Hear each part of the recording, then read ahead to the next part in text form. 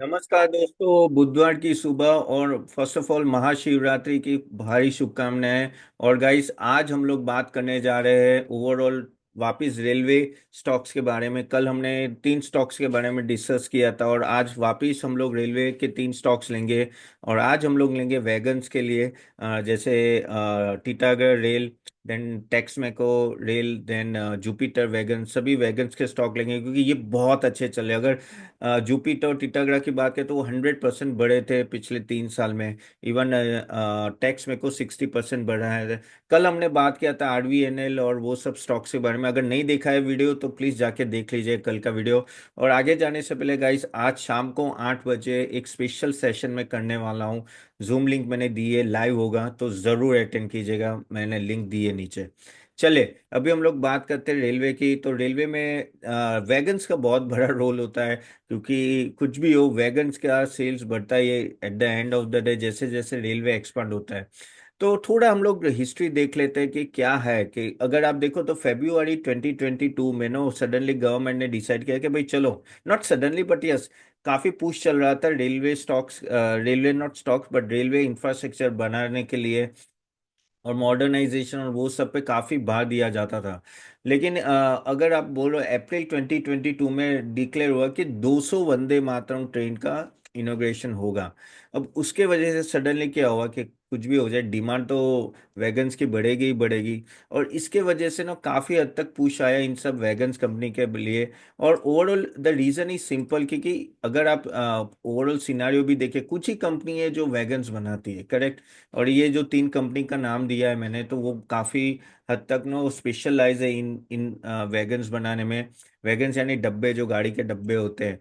तो of course वो एक बड़ा पुश था अप्रैल 22 में। इवन जुलाई 22 में उन्होंने ना काफी एक्सीडेंट्स हो रहे थे, तो कवच ट्रेन प्रोटेक्शन सिस्टम उन लोगों ने इम्प्लीमेंट किया। तो उसमें क्या हुआ कि 2,000 किलोमीटर की बात चल रही थी कि इनिशियली, बाद में वो 32,000 किलोमीटर तक ये कवच कवच कुछ नहीं है, बट अगर कुछ प्रॉब्लम आती है तो ऑटोमेटिक ट्रेन के ब्रेक लगेंगे। और एक तरह से ना एक्सीडेंट्स जो होते हैं अक्रॉस इंडिया, ट्रेन के एक्सीडेंट वो कैसे सेफगार्ड हो, उसके लिए कवच। तो वहां भी इन कंपनियों का रोल होता है, तो वहां भी इन सब कंपनियों को डायरेक्टली बेनिफिट मिलने लगा था।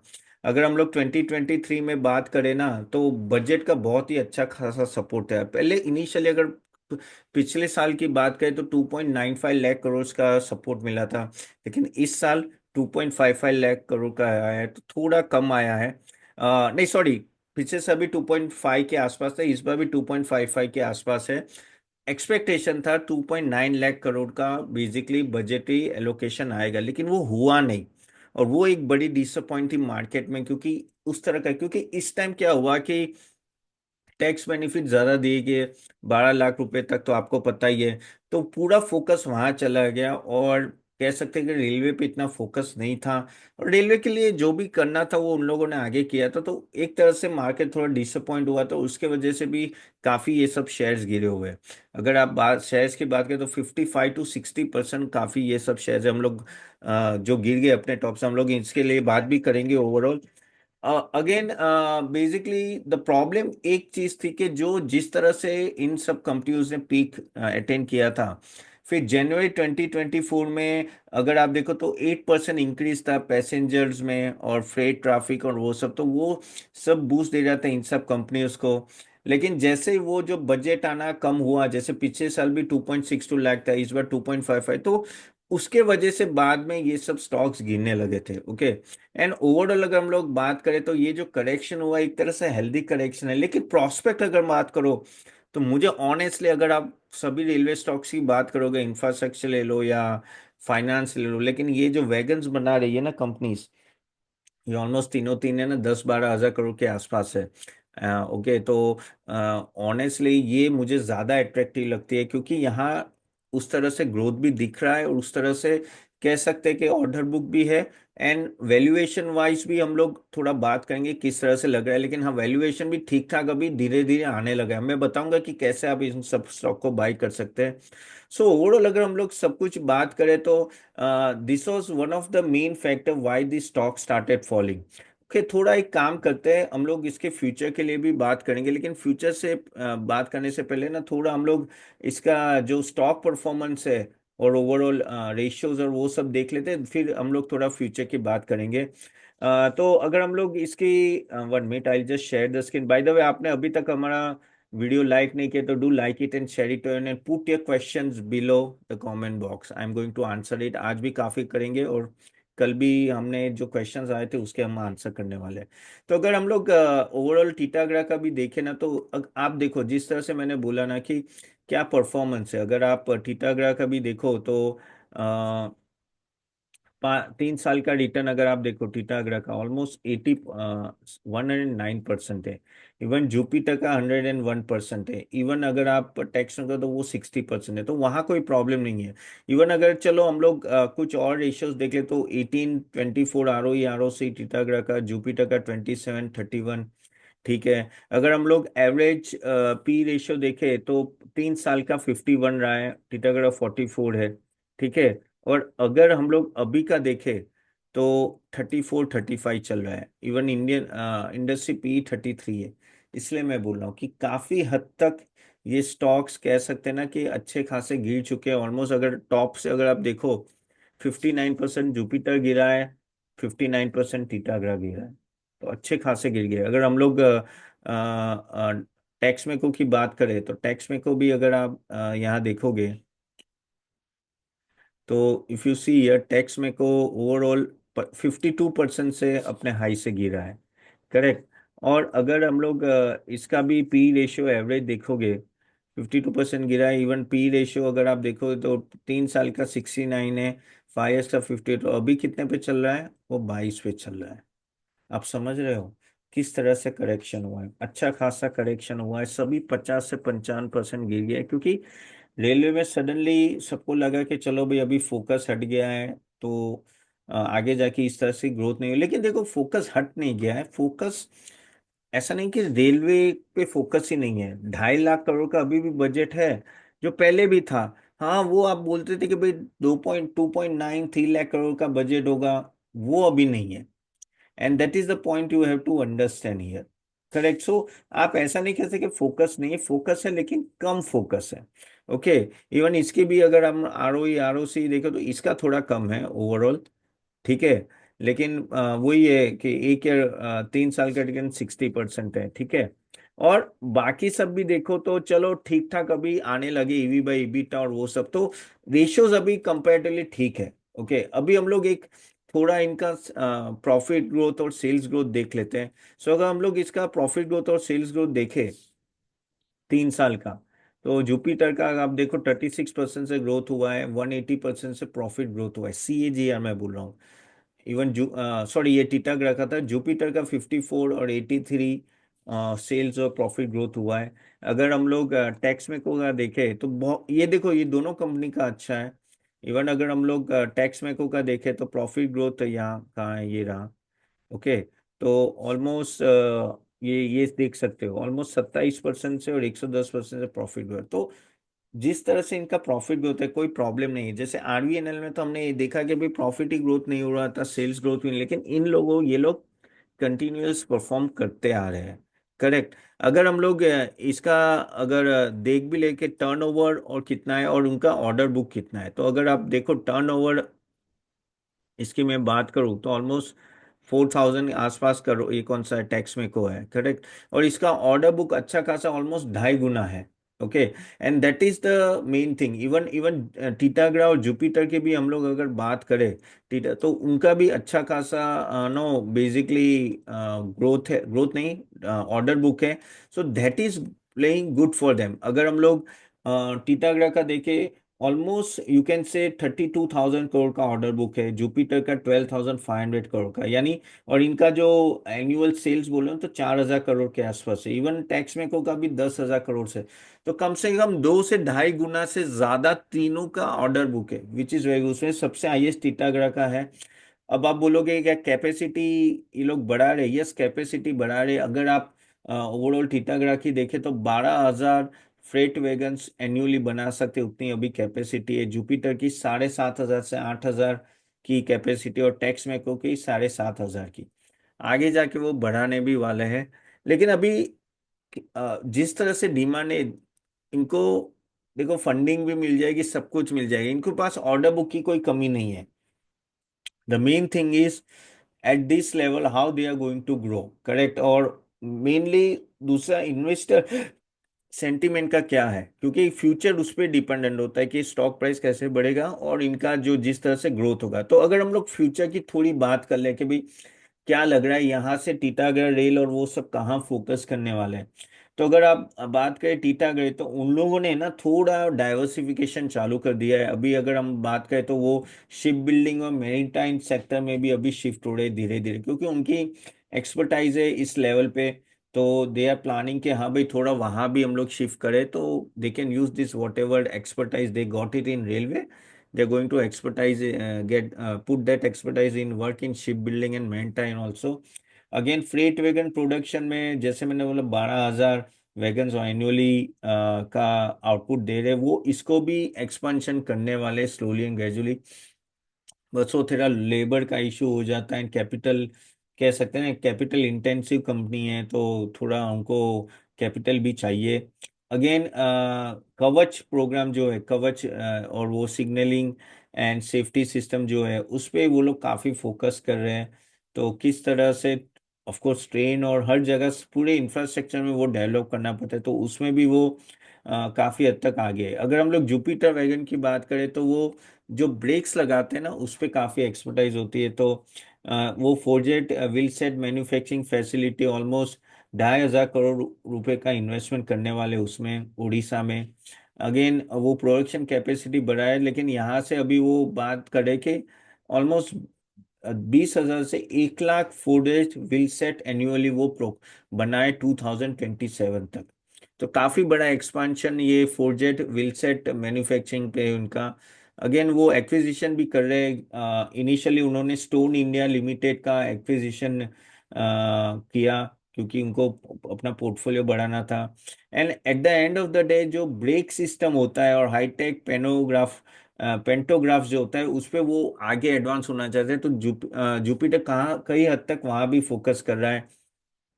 अगेन प्रोडक्शन कैपेसिटी वो बढ़ाने की बातें कर रहे हैं, तो मैन्युफैक्चरिंग कैपेसिटी अभी जो 450 500 वैगन पर मंथ है, पर मंथ है, वो बढ़ा के वो 600 per month slowly and gradually लाना चाहते हैं। ऑलमोस्ट अचीव ही हो गया, और यहाँ से भी वो कहते हैं ना 700 800 मिनिमम कंटिन्यूअसली वो कर पाए, उस तरह का वो एम करते हैं। अगर हम लोग टैक्स में को की हम लोग बात करें, तो उन्होंने एग्रीमेंट किया है ट्रिनिटी रेल ग्रुप एलएलसी के साथ। तो वो बेसिकली यूएस बेस्ड है, ओके। और वो पार्टनरशिप फोकस कर रही है कि designing and developing rolling stock and components. अब वो यहाँ इंटरनेशनल मार्केट भी कैप्चर करना चाहते हैं, इंडिया में तो फोकस है लेकिन इंटरनेशनल मार्केट में भी फोकस करना चाहते हैं। अगेन वो अपना प्रोडक्शन बढ़ा रहे, क्योंकि वो एक्सपोर्ट में उनको बड़ा नो अपॉर्चुनिटी दिख रहा है। So basically rolling stock component also America और वहाँ सब नो फाउंड्री प्रोडक्ट्स में भी वो प्लान कर रहे हैं। तो ये basically eight the end of the day ये सब कैपेसिटी बढ़ाने के लिए, क्योंकि उनको एक्सपोर्ट यहाँ से बढ़ाना है। जब हम मार्जिन इंप्रूवमेंट की बात करें तो उन लोग का फोकस काफी रहा है कि भाई उनको मार्जिन बढ़ाना है, लेकिन उसके लिए स्टेप्स अभी वो लेना चालू करेंगे। So optimizing production process and all that they are going to work on it. So this are the various no initiative जो तीनों कंपनी लेने वाली है। अगर आप मुझे पूछो कि भाई यहाँ से क्या लग रहा है कि इन सब कंपनीज में क्या हमें इन्वेस्ट करना चाहिए कि नहीं, तो एक चीज मैं बता दूं कि अभी जो स्कोप हो गया है वैगन्स का वो तो बड़ा है, no doubt. No order book भी बढ़िया है।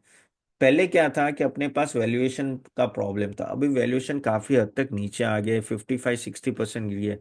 मेरे हिसाब से this has come to a level slowly and gradually where it is a good pick for the investor again. लेकिन खुद का रिसर्च करना, मेरे बोलने पे मत जाना।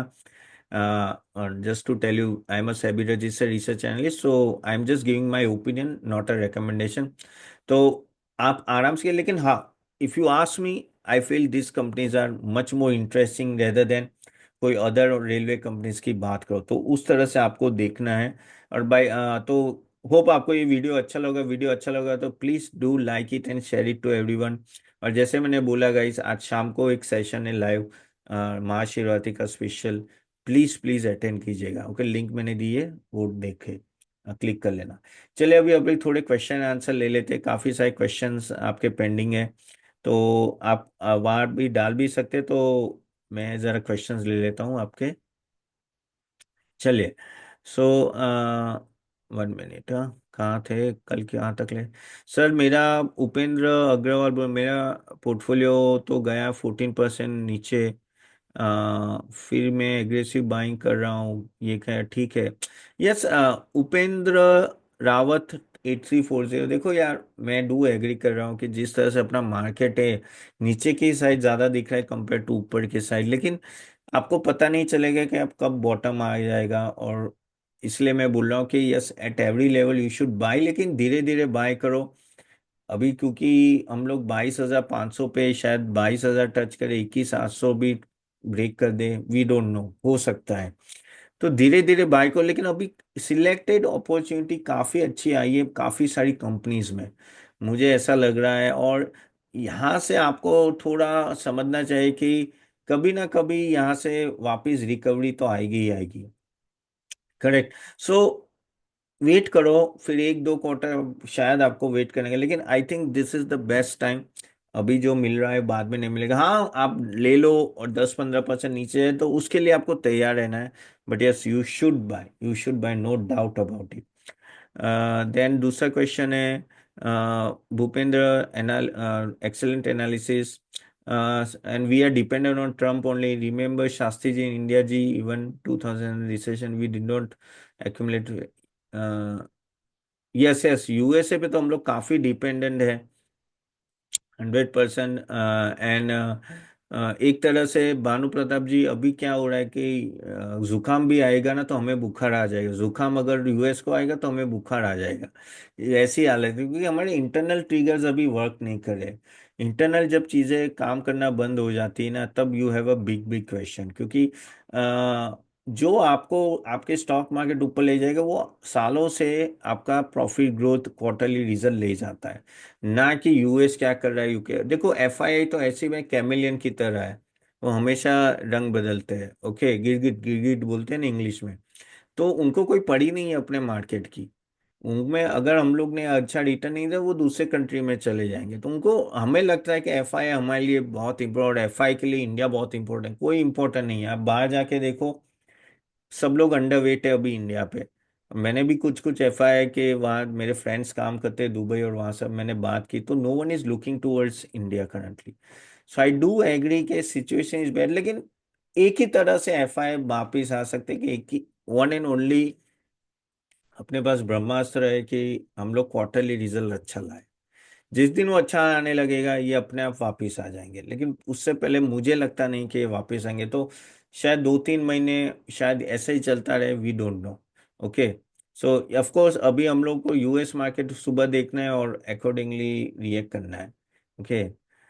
ठीक है। चिदम्बरम और रघुराम को देना चाहिए, दे शुड मेक, नहीं है देखो अभी इवन शशिकांत दास अच्छा ही था ना, ऐसा कुछ नहीं है। हाँ शशिकांत दास ने वो लास्ट जो जिस तरह से रुपी बचाने के लिए पैसे फेंके हैं वो काफी लोगों को क्वेश्चन लग रहा है।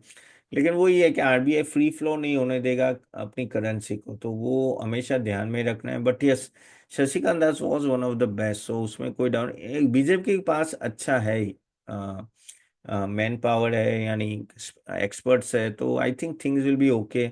अब हाँ अभी टफ टाइम है तो चलता रहेगा। Buy gold, can I buy gold bees, gold bees of course मुझे लगता है कि 1 लाख रुपए तक चला जाएगा गोल्ड, जिस तरह से अभी माहौल चल रहा है, जिस तरह से ना ट्रम्प की पॉलिसी चल रही है, पता नहीं है कहाँ जाएगा। लेकिन ट्रम्प की पॉलिसी ऐसी है कि नो इट इज लाइक ना खराब है बहुत ही, यानी पूरी मार्केट को ले, इवन यूएस में भी प्रॉब्लम आ रही है। आप देखो यूएस कंज्यूमर सेंटीमेंट कितना नीचे चला गया। करेक्ट। तो इन सब चीजों के वजह से of course no there are lot of problems going on around the world, and one has to take into mind all this stuff and then only take a decision. But yes, इसके इस uncertainty scenario में ना gold हमेशा अच्छा होगा, और पूरी दुनिया गोल्ड बाय करी है तो वो भी आपको देखना रहेगा। Balaji Babu sir, Tata Elxsi for long term can we stuck in Ujjivan? Tata Elxsi no, मत करो, क्योंकि टाटा एलेक्सी भी और टाटा टेक्नोलॉजी, दोनों कंपनी टाटा मोटर्स पर काफी हद तक डिपेंडेंट है। और जब ये सब कंपनी अच्छा करेगी ऑटोमोबाइल्स, तब ये अच्छा करेंगे। अभी भी वैल्यूएशन थोड़े स्ट्रेची लग रहे हैं मेरे को। पहले मैं शुरू से पहले से ही बोलता आया हूँ कि Tata Elxsi and Tata Technology, I am not too much favour. अब देखो आईपीओ के बाद टाटा टेक्नोलॉजी कहाँ रिटर्न ही दिया है। तो वो समझ के जाना है आपको कि everything is not green that. तो कंपैरेटिवली केपीआईटी तो भी थोड़ा ठीक लग रहा है, लेकिन तो भी उसका भी वैल्यूएशन आए तो no, currently no, I will not suggest that one. Ujjivan यार, वो अपने ना एमएफआई लोन्स बेच रहा है अभी धड़ाधड़ धड़ाधड़। अभी वो 32 का 42 गया था, वापस नीचे आ गया। लेकिन उज्जीवन में थोड़ा रुक जाओ, टाटा में मत इन्वेस्ट करो। टाटा मोटर फिर गिरीश सुरेश शाह बोले कि टाटा मोटर्स और एचडीएफसी बैंक में क्या इन्वेस्ट करना चाहिए। वेल, टाटा मोटर्स ऑनेस्टली काफी हद तक अभी डिपेंडेंट रहेगा कि किस हद से चाइना आगे बढ़ने वाला है यहाँ से। बहुत ही गिर गया है, 40% स्टॉक गिर चुका है टॉप से। मीन्स कोई भी ऑटोमोबाइल स्टॉक इतना नहीं गिरा है। लेकिन अगर चाइना ऊपर आ रहा है तो टाटा मोटर को फायदा होगा। तो मेरे हिसाब से वो बेट लगा के आगे बढ़ना है तो बढ़ो, क्योंकि लैंड रोवर जैगुआर वहाँ सबसे सेल होता है उनका। ट्रम्प कार्ड क्या है, वही तो है। करेक्ट। तो और वो अभी बात भी आई थी कल के, ईवी लॉन्च हो रहा है, बड़ा ईवी जो टेस्ला के मुकाबले, लेकिन वो आई थिंक 1.5-2 साल के बाद है। लेकिन मेरे हिसाब से नो, इस लेवल से घुमाना थोड़ा कम है, कमाना ज्यादा है। तो accordingly you can take a decision, but please do your research and then only invest. Okay Girish ji. Then Vodafone Idea is strongly holding at 700, can upper UT bought for a short term. मैं तो ना ही बोलूंगा प्रताप जी, क्योंकि at the end of the day Vodafone Idea एक ऐसा stock है ना जिसने पैसे घुमाए ना कि कमा के दिए। एंड ओवरऑल उसके पास अभी भी 2.5 से 3 लाख की लायबिलिटी है। कहाँ से पे करेगा, कहाँ से पे करेगा, कितना लोग इन्फ्यूज करेगा। It's a gone case that is. और वो जो 18 रुपीज में वो जो सुप्रीम कोर्ट का ऑर्डर आया था ना, वो it was nail on the coffin की बात है। कि मेरे हिसाब से तो no, at this level does not make any sense to invest in this type of stock. Pankaj ji, sir which stock is better, hospital से Max, KIMS, Narayana, Apollo? Pankaj ji, I think you are our member, तो आप देख लीजिएगा जरा, हमने रिकमेंडेशन में दिया है। बाय द वे, आप लोगों ने हमारे रिकमेंडेशन सर्विस नहीं ज्वाइन की तो हमने लिंक दी है, काफ़ी अच्छा डिस्काउंट चल रहा है, you can check it out. तो no, where we are giving recommendation across the sector and like equity, mutual fund, bonds, ETF, IPOs everywhere. Okay. Kashiram बोले excellent sir, thank you very much Kashiram ji. चले तो यहाँ तक रखते हैं, और क्वेश्चंस मैं नेक्स्ट टाइम ले लूंगा। So thank you for watching. और आज शाम को 8 बजे मिल रहे हैं, ठीक है? लिंक मैंने दी है, will will see eight 8 o'clock। ठीक है, तो guys thank you very much. And third video आएगा इसका, जहाँ हम लोग आईआरएफसी और आईआरसीटीसी बात करेंगे, कल मैं रिलीज करूंगा। तो वो जरूर देखिएगा। ओके, और कल का वीडियो अगर नहीं देखा है तो वो भी देख लीजिएगा, आरवीएनएल और इन सब के बारे में मैंने बात की। ओके, चले तो thank you very much, bye bye.